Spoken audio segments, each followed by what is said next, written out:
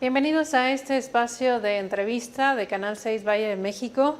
Les saluda como siempre Francis Martínez y en esta ocasión vamos a abordar el informe contra el imperio de los más ricos publicado por Oxfam el pasado 19 de enero de 2026, en vísperas del Foro Económico Mundial. Este reporte señala que la riqueza conjunta de los 1.000 millonarios a escala global ha crecido de una manera vertiginosa. Las implicaciones para las mayorías y para el poder político los analizamos hoy con la doctora Alejandra Haas, directora ejecutiva de Oxfam México. Bienvenida a este espacio. Muchísimas gracias y mucho gusto en saludarles. Según este reporte más reciente, la fortuna englobada de los 1.000 millonarios había alcanzado una cifra récord de 18.3 billones de dólares, un 16% más que hace un año. ¿Por qué es histórica esta cifra, ya no solo por las dimensiones de la riqueza, doctora? Pues mire, lo primero que hay que decir es que este aumento es 3 veces mayor al promedio de los últimos 5 años y lo que nos indica es que hay un sistema financiero global y un sistema jurídico que está permitiendo no nada más que haya una hiperconcentración de la riqueza, sino que ésta se dé de manera cada vez más veloz, ¿no? Crecieron también el número de 1.000 millonarios, estamos más o menos en 3.000 personas a nivel global que tienen más de 1.000 millones de dólares y de manera pues muy acentuada el acercamiento de una de esas personas, Elon Musk, a ser billonario, que también nos indica esta capacidad de acumular riqueza de forma desmedida. Creo que lo más destacable de este informe es no nada más que miramos un aumento exponencial de la riqueza, porque esto pues ya había ocurrido, por ejemplo, durante la pandemia y en otros momentos, sino que lo que estamos viendo además es cómo esa acumulación de riqueza está implicando una transformación de los espacios políticos. De manera muy puntual, el informe señala, por ejemplo, que hay algunos mecanismos mediante los cuales las personas ultrarricas logran hacerse del poder público. Uno de ellos es la capacidad de compra de medios de comunicación y en este sentido la transformación de la narrativa pública para poder poner el énfasis en pues en algunas interpretaciones de la realidad para darle a estas personas mayor acceso a puestos de gobierno y mayores beneficios derivados de ese acceso a puestos de gobierno. Este es el caso, y lo dice el informe, de las narrativas xenofóbicas en contra de las personas migrantes, a quienes se les acusa de ser responsables del aumento del desempleo o de la criminalidad, obviamente no con base en datos reales, sino simplemente narrativas que le indican a la población que ahí está el problema y que sustituyen esa narrativa xenofóbica por medidas verdaderas de pues acceso, por ejemplo, a la vivienda, al trabajo, alivio de la pobreza, ¿no? Y otra forma en la cual acceden al poder, pues es simplemente comprando instituciones o accediendo de forma directa o indirecta. También identificamos que las personas con más ingresos, los ultrarricos, tienen 4.000 veces más oportunidades de acceder al poder que una persona común. Y esto pues es muy problemático para la democracia, en donde se supone que hay transmisión de poder, que hay división de poderes, que hay toda una serie de salvaguardas para que no se concentre el poder y sin embargo con este nivel de concentración de la riqueza ya también lo que estamos viendo es una concentración de poder. Esto es lo que pasa con respecto a los megamillonarios, pero ¿qué pasa con la otra parte de la población? ¿Cómo queda el nivel de desigualdad en el mundo según este nuevo reporte de Oxfam? Sí, pues efectivamente hay un grupo muy amplio de personas que viven en pobreza lo que estamos viendo pues es que las personas están bajo muchísima dificultad para poder superar la pobreza, pero no precisamente porque ellas no la puedan superar, sino porque las condiciones de vida han empeorado. Por un lado, han empeorado en términos del problema de la inflación, pero por otro lado, también lo que vemos es que la pobreza que antes estaba en descenso a nivel global se ha estancado y en África incluso ha vuelto a aumentar. En 2022, según los datos que tenemos, casi la mitad de la población mundial, que el 48%, estamos hablando de 3.830 millones de personas vivían en situación de pobreza. Y lo que vemos es que una de cada cuatro personas en el mundo se encuentra en situación de inseguridad alimentaria moderada o grave. Esta cifra se ha aumentado entre 2015 y 2024 en 42,6%. Lo que vemos es que los alimentos están aumentando, que hay cada vez mayor pérdida de empleo, dificultades económicas. También esto está relacionado con la transición laboral que implica la automatización. Y bueno, cosas como que todavía 12.500 millones de horas diarias lo dedican mujeres al trabajo no remunerado de cuidados, lo cual es una contribución inmensa a la economía global y sin embargo estos trabajos siguen sin ser remunerados. Entonces, las personas racializadas, las mujeres, la población a nivel mundial sigue teniendo condiciones de vida precarias en un nivel alto y sin embargo estamos viendo esta creciente y exponencial crecimiento de la riqueza. Para darte algunos datos, en América Latina, las 109 millonarios, mil millonarios concentran el PIB de Perú y Chile juntos, mientras que todavía tenemos 63 millones de personas en pobreza extrema. Entonces, realmente mucho que hacer también en la región y pues pocas capacidades de los estados para acompañar esta salida de la pobreza y la pobreza extrema, mientras que los ultrarricos siguen acumulando muchísimo, muchísimo dinero. Muy relevante esto que nos señala. ¿Sería el caso de Estados Unidos un caso paradigmático, un ejemplo de cómo influyen los factores estatales, en este caso un nuevo gobierno en la Casa Blanca, en la reproducción de los niveles de concentración de la riqueza? Sí, totalmente. Yo creo que Estados Unidos está claramente poniendo el ejemplo de hacia dónde va el control y la influencia de los más ricos sobre la política. Lo que estamos viendo es, pues sí, cambios en la regulación, cambios en la recaudación. Ahí hubo una reforma sobre el tema fiscal que liberó a las grandes fortunas de pagar impuestos o de pagar algunos impuestos mientras que cortó políticas públicas relacionadas con el acceso a los servicios de salud, por ejemplo, que son indispensables para las familias de bajos recursos. Entonces, la transferencia de riqueza que ya existía de todas maneras en Estados Unidos se potenció por las reformas fiscales que se hicieron en estos últimos meses en detrimento directamente identificable de las políticas públicas de salud que son políticas públicas para las mayorías. Esta creciente desigualdad, según Oxfam, se traduce, por lo que ya nos comentaba, doctora, en la creciente erosión democrática. Es un riesgo que comparten, digamos, todas las regiones, independientemente de su condición. América Latina está en una situación todavía más delicada por los niveles de concentración.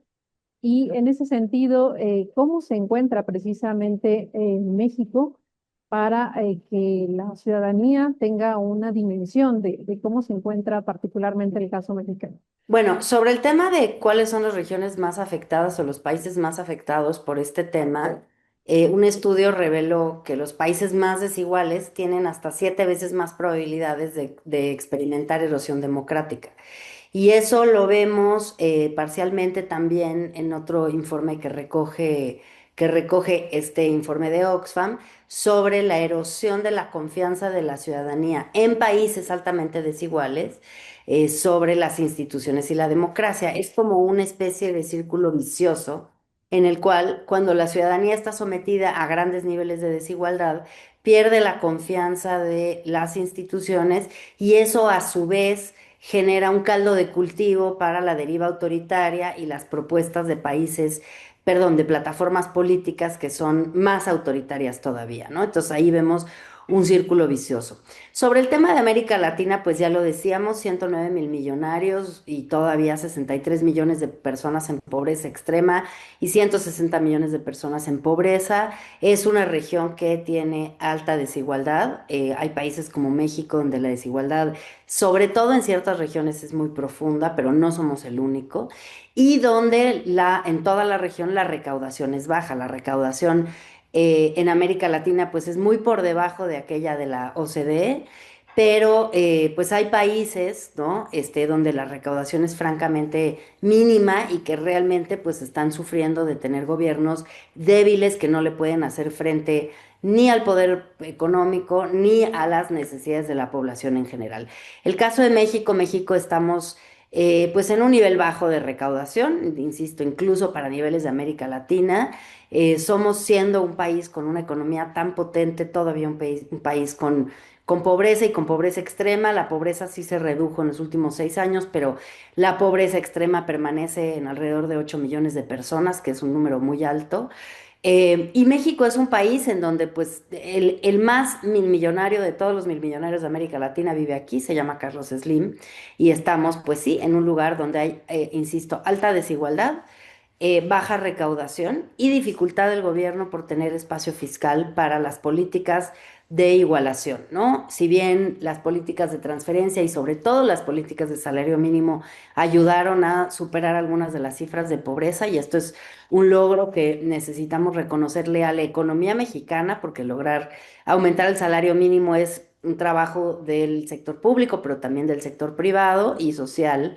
Por otra parte, también tenemos que reconocer que estos logros no van a ser sostenibles si no logramos que el gobierno, las instituciones públicas tengan la fortaleza, por un lado, de ser las reguladoras de los mercados económicos para combatir los monopolios, combatir las resistencias a los salarios y demás, y por otro lado, que sean capaces de ofrecer los servicios que la ciudadanía necesita. Muy delicado este panorama que nos vislumbra en torno a la erosión de las instituciones. ¿Podría este afectar el crecimiento económico, considerando que México ha tenido un bajo rendimiento en este aspecto, los vaivenes que ha tenido con respecto a su relación económica con Estados Unidos, con la nueva administración Trump, entre otros aspectos? ¿Cómo incide el crecimiento económico en los niveles de desigualdad? A ver, yo creo que México ha tenido un desempeño económico pobre desde hace muchas décadas. Efectivamente, en este momento estamos enfrentando mayores dificultades y hay que reconocerlo, que el contexto es muy adverso, pero no es como que veníamos de un gran crecimiento económico previamente, ¿no? Y creo que lo que necesitamos es preguntarnos si hay verdaderamente una disyuntiva entre mejora de la sociedad, mejora, superación de la pobreza o crecimiento, porque ese parece ser como el planteamiento de algunas personas que dicen o queremos crecer y ser competitivos o queremos ser un país más igualitario. Y yo creo que es al revés y necesitamos reconciliar esas dos realidades. No lo digo yo, sino lo dicen también economistas muy, muy reconocidos a nivel global. No está peleado el crecimiento con el combate a la desigualdad, al contrario. Creo que una de las cosas que necesitamos reconocer es que a mejores instituciones, y eso también lo dicen los últimos, los premios Nobel más recientes de economía, a mejores instituciones, mayor capacidad de los estados para regular y ofrecer servicios, un mercado interno fuerte, vigoroso, con personas bien remuneradas, con personas que no tienen que trabajar 48 horas por semana, con personas que tienen acceso a la seguridad social, va a ser un país con más posibilidades de crecimiento y más capacidades en su sector privado también.